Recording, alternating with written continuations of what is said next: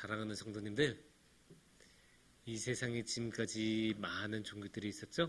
많은 종교들이 생기기도 하고 사라지기도 하고 아직 남아있기도 하고, 그런데 그 많은 종교들이 가지고 있는 공통점이 하나 있습니다.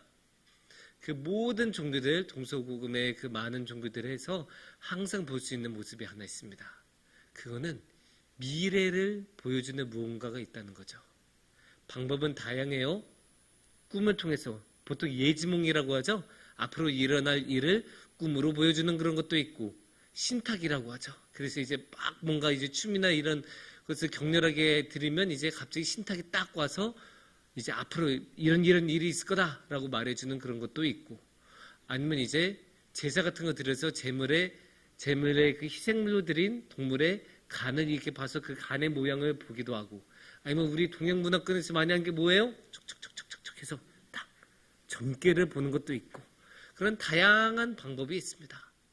다양한 종교에 있다고 해서 성경에 없는 것은 아니겠죠. 성경에도 분명히 있습니다. 성경에도 그런 모습들이 많이 있습니다. 아까 말한 꿈 같은 것도 분명히 있고, 또 성경에 자주 나온 게 뭐예요? 환상으로 보여주시는 경우도 많고, 아니면 직접 하나님이 말씀을 집어넣어 주시는 경우도 있습니다. 이런 식으로 지금까지 그 많은 종교들에서 항상 나오는 게 미래에 대한 이야기입니다. 그만큼 사람들이 미래를 알고 싶어하는 사람들이 많았다는 뜻이 되겠죠. 그런데 종교의 힘이 많이 약해진 오늘날에도 이 미래에 대한 관심은 사라지지 않아요. 미래에 대해서는 여전히 사람들이 알고 싶어해요. 왜냐하면 미래를 알면 손쉽게 돈을 벌 수 있잖아요. 아주 손쉽게 돈을 벌 수 있는 가장 확실한 방법, 다음 주 로또 번호를 알면 확실하게 돈을 벌 수 있습니다. 그것만큼은 확실하진 않아도, 그리고 그것만큼 손쉽지는 않더라도 그래도 충분히 큰 돈을 벌 수 있는 또 하나의 방법 무엇이 있습니까? 우리나라 불패시나 부동산 여기가 개발된다는 것을 알면 미리 투자하면 큰 돈을 벌 수 있겠죠. 지금의 세종시에 예전에 땅을 가지고 있었던 분은 아주 많은 부자들이 많이 나왔을 겁니다. 그런 식으로 되기도 하고, 하지만 우리나라에서 그 온갖 많은 뜨거운 마음과 야수의 심장들이 존재하는 곳이 어디인지 아십니까? 바로 주식시장입니다. 주식시장이야말로 그 온갖 그 뜨거운 마음들이 모이면서 한 번에 내가 천금을 획득해야겠다라는 마음으로 모이신 분들이 많습니다. 그런 분들이 미래를 알면 얼마나 많은 돈을 벌겠습니까? 우리가 언제나 주식에서 하는 말이 뭡니까? 발끝에서 사지 말고, 머리 끝에서 팔 생각하지 말고, 적당하게 욕심 부리지 말고 무릎에서 사서 어깨에서 팔자, 이 말 항상 하잖아요. 근데 이게 말이 좋아서 무릎과 어깨이지, 아니 어디가 무릎인지 알고 어디가 어깨인지 어떻게 합니까? 이게 다 끝나고 지나고 나서 거기가 무릎이었구나, 거기가 머리였구나 하는 거지. 우리들이 살면 대부분 머리에서 사서 발에서 팔아요. 그러니까 우리는 항상 미래를 알아야 돼요. 그래서 미래를 잘 아는 사람은 머리에서 기가 막히게 팔거든요. 그런 사람들을 보고 선견지명이라고 하기도 하고, 그래서 그런 사람들, 빅샷을 맞히는 사람들을 보고 대단한 사람이다, 실력자다, 고수다, 선견지명이 있다, 이런 말이 있죠. 그게 안 되는 사람들은 결국 머리에서 사서 발끝에서 파는 그런, 그래서 지하 이쯤이면 끝이었네라고 했는데도 지하에 있고, 지하보다도 더 지하가 있는 것을 경험하게 되는 그런 세상으로 갑니다.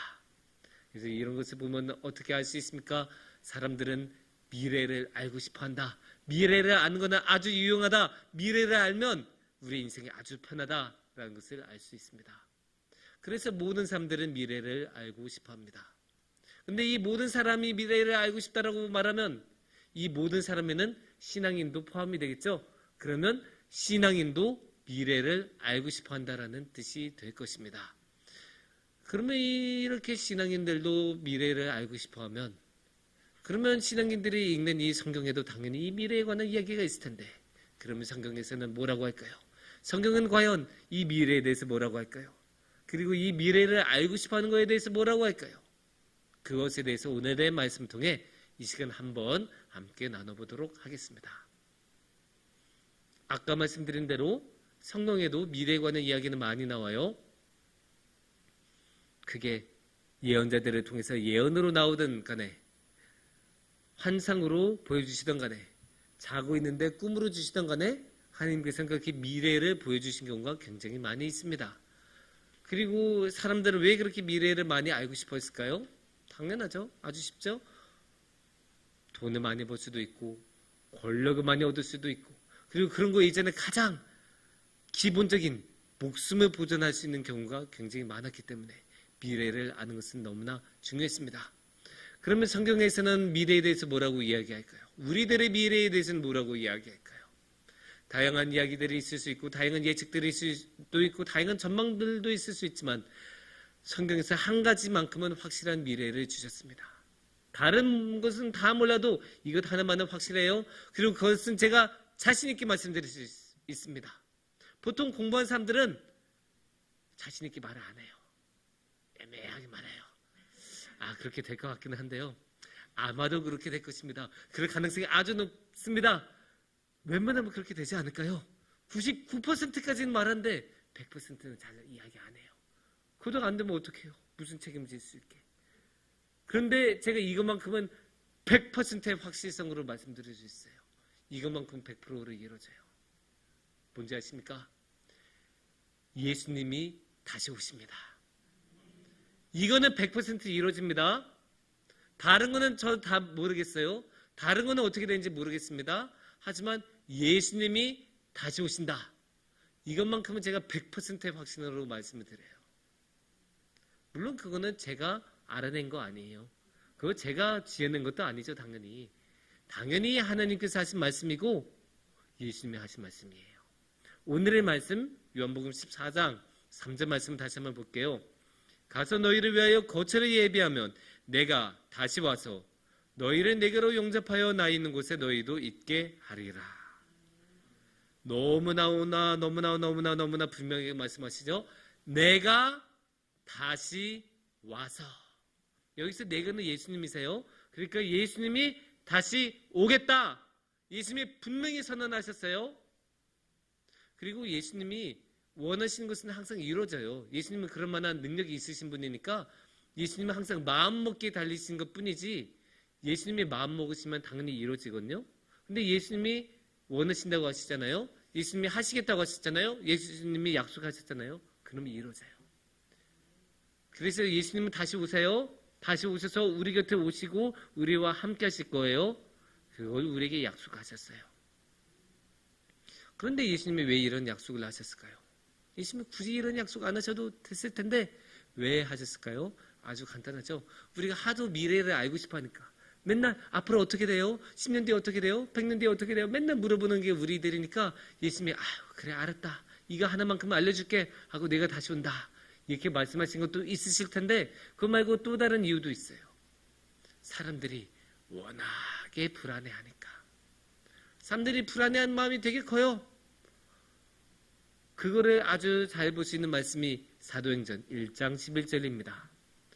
이르되 갈릴리 사람들아 어찌하여 서서 하늘을 쳐다보느냐 너희 가운데 하늘로 올려지신 이 예수는 하늘로 가신 본 그대로 오시리라 하였느니라. 지금 이 말을 한 사람들은 천사들이에요. 그리고 예수님이 지금 막 승천하신 직후예요. 그래서 천사들이 이렇게 다시 한번 약속의 말씀을 하는 거예요. 근데 이 말씀에서는 조금 더 주목해야 되는 부분들이 또 있어요. 오히려 이 방금 전에 그 말씀, 당연히 신학적으로는 이 말씀이 중요해요. 다시 오신다. 그 말씀이 중요하죠. 하지만 조금 더 주목해야 되는 말씀은 오히려 전반부에 있어요. 그 다음 11절 말씀을 보여주시면 이렇게 나오죠. 갈릴리 사람들아 어찌하여 서서 하늘을 쳐다보느냐. 갈릴리 사람들이 누구겠어요? 제자들이겠죠. 그러니까 예수님이 이제 막 승천하신 다음에 제자들이 다 이렇게 모여있는데 집에도 안 가고 계속 하늘만 보는 거예요. 입 벌리고 이제 우리 어쩌지? 예수님도 안 가셔버렸는데 아직도 예수님 믿는 사람들 잡아가고 있는데 우리 이제 어떡하지 이제는? 이렇게 고민하면서 하늘만 계속 보는 거예요. 아이고 눈이 아프네요. 그러니까 그 모습이 너무너무 답답해요. 집에도 안 가고 밥도 안 먹고 그냥 계속 그러고 있으니까 천사들이 답답해서 와서 한마디 해준 거예요. 야, 너네가 믿는 그 예수님, 지금 방금 전에 올라가신 예수님 다시 오셔. 다시 오시니까 걱정하지 말고 집에 가. 그 말을 한 거예요. 지금 그 말을 하고 있는 거예요. 근데 여기 보면 우리가 우리 사람들이 가지고 있는 이 본질적인 불안을 볼 수 있는 거예요. 지금 무슨 일이 일어났고 했죠? 방금 전에 예수님이 승천하셨다고 했잖아요. 방금 전까지 예수님이 우리 곁에 계시고 예수님이 그 모든 말씀을 해주셨어요. 그 작별의 말씀으로 얼마나 많은 당부를 하셨겠어요. 그 다음에 예수님이 올라가셨는데 그 예수님이 올라가시자마자 정신 못 차리고 하늘이나 바라보고 있는 거예요. 이게 사람들이 가지고 있는 모습이에요. 이게 인간의 모습이에요. 인간이 가지고 있는 본질적인 불안. 애들 보면 어떻게 해요? 아이들, 아주 어린 아이들, 유아들 보면 어때요? 엄마가 10초만 눈앞에 안 보여도 울죠? 눈앞에 10초만 안 보여도 어쩔 줄을 몰라 하죠? 그 모습하고 똑같은 거예요. 지금 방금 전에 10초 전까지만 해도 같이 있던 예수님이 지금 자신의 눈앞에 안 보인다고 해서 곧바로 믿음이 흔들리고 곧바로 마음이 흔들리고 어쩔 줄을 몰라서 하늘이나 바라보고 불안해하는 그런 모습을 가지고 있으니까, 그러니까 예수님이 선근지명을 가지시고 말씀하신 거예요. 내가 다시 온다. 내가 너희들 곁에 온다. 내가 저기 하늘나라 가서 자리 잘 만들고 영접할 준비가 끝나면 너희들한테 다시 올게. 이렇게 말씀하신 거예요. 하지만 예수님은 선견지명이 굉장하신 분이셨어요. 미래를 내다보시는 눈이 굉장하신 분이셨어요. 그래서 다시 온다. 이걸로 충분하지 않을 것을 아셨던 것 같아요. 그래서 여기서 예수님은 한 걸음 더 나아가십니다. 그래서 예수님은 요한복음 14장 26절처럼 말씀하십니다. 보혜사 곧 아버지께서 내 이름으로 보내실 성령, 그가 너에게 모든 것을 가르치고 내가 너에게 말한 모든 것을 생각나게 하리라.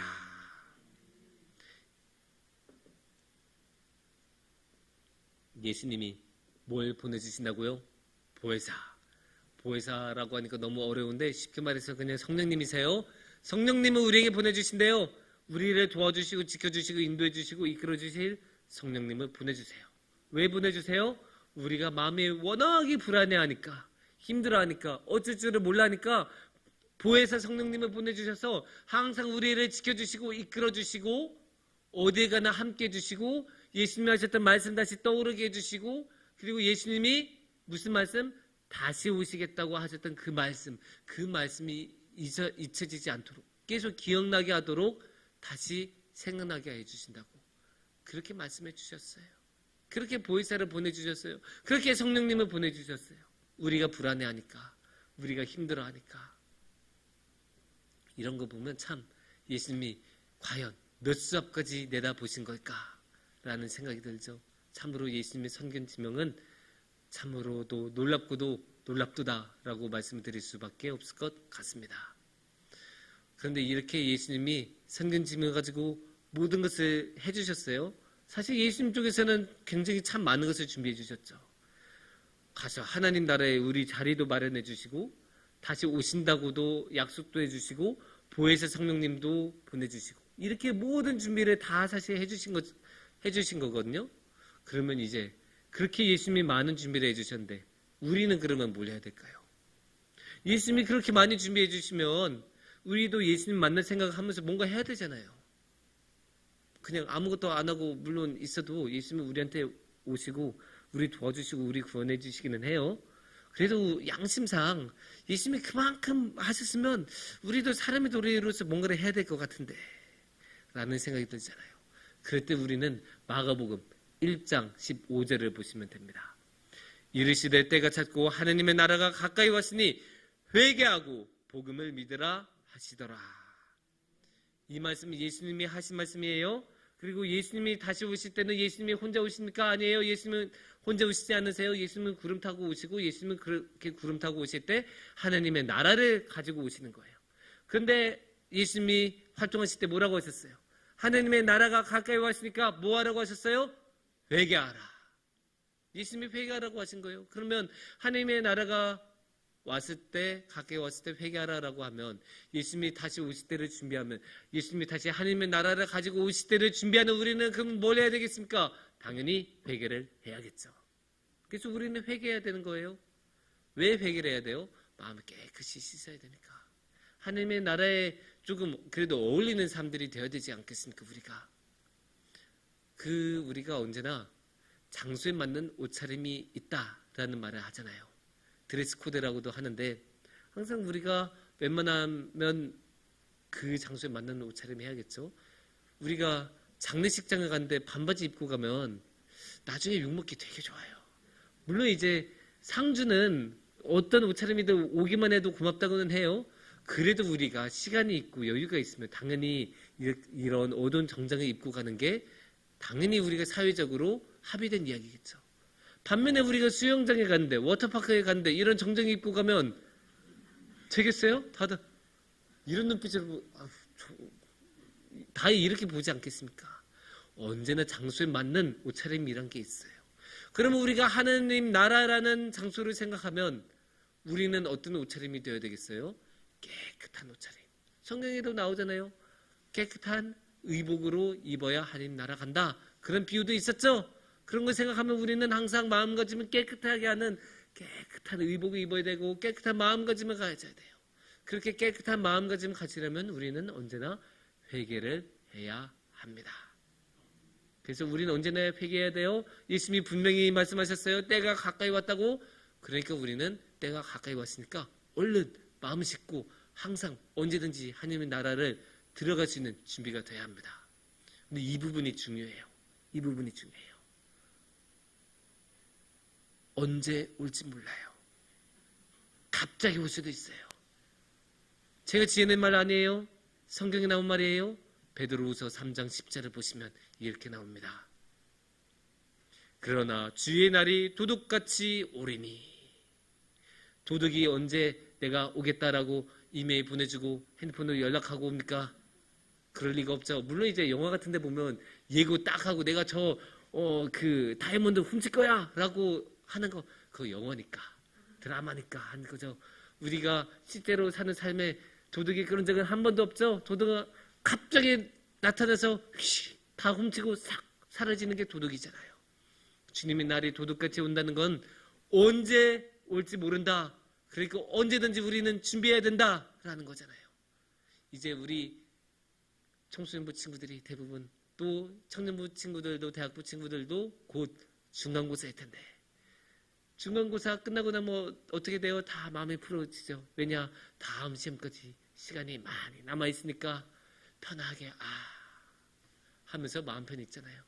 하지만 언제 시험이 있을지 모른다. 쪽지 시험 언제 볼지 모른다. 그러면 언제든지 준비를 할 수밖에 없겠죠. 그거 똑같은 거예요. 주님의 날이 언제 올지 모른다.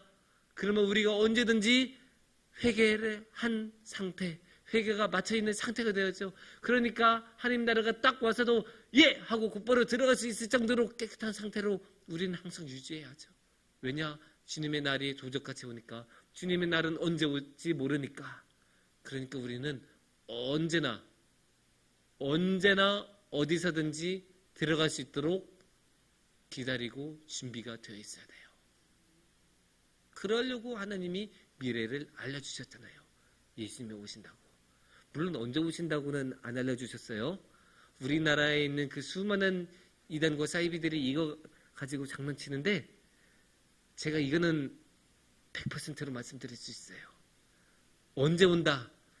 2026년 12월 31일에 온다. 이런 식으로 날짜 확정하는 사람들은 모두 이단이에요. 그 사람들은 100% 이단이에요. 그 사람들은 믿지 마세요. 그럼 우리는 딱 이것만 생각하면 돼요. 언제 올지 모르니까 우리는 항상 회개한 상태로 기다린다. 항상 회개한 마음가짐을 유지한다. 이거 하나만 기억하고 살아가시면 언제 하나님 나라가 오든 문제가 없습니다. 사랑하는 성도님들, 우리는 언제나 미래를 알고 싶어 하죠.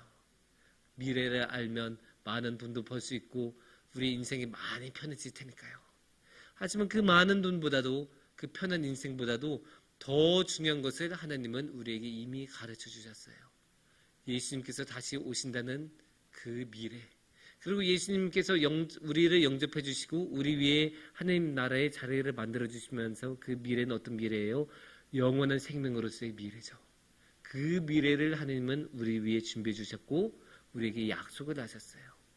그래서 우리 모두 그 미래를 누릴 수 있도록 항상 회개하고 깨끗한 마음가짐으로 기다렸으면 좋겠습니다.